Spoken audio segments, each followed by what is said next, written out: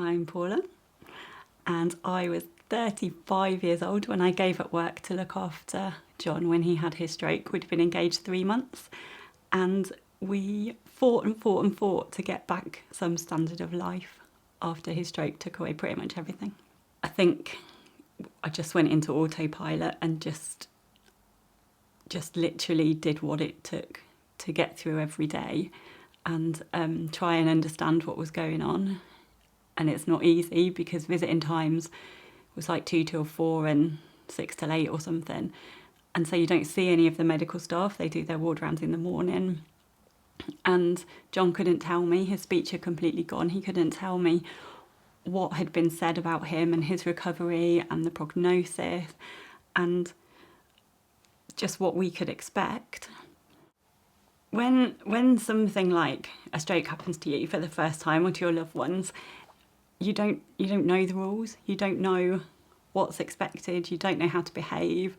And I think sometimes staff forget that because there were several occasions when the only phrase I can find really is that I was told off. And there was one time when I'd just come in for visiting and John was really, really upset. And he was in his wheelchair with his back to the door. And to get down to his level, I just sat on the bed. And I was trying to get out of him what was the matter. And a member of the staff walked past and then just stepped back and looked in the room and went, "Get off the bed." And I was just like, I'm being told off for sat on the bed. I'm not being asked if there's anything wrong. All it would have taken was for him to come in and say, "What's going on? You know, you shouldn't really be on the bed because of..." But John had had a stroke. It wasn't fragile in like an infection point of view. But yeah, just to be kind of abruptly told off like a child made it so as the staff seemed less approachable. If I'd have had a problem, I wouldn't have been going to that member of staff to sort it out. But on the other hand, some of the staff were so thoughtful. Once John was discharged from hospital, the assisted discharge team came to visit every day, and they were very nurturing. They always asked, "How are you doing?" Because John wouldn't answer the door, I'd be the one answering the door. And so at the beginning and the end of the visit, we'd always have a little chat about how things were for me.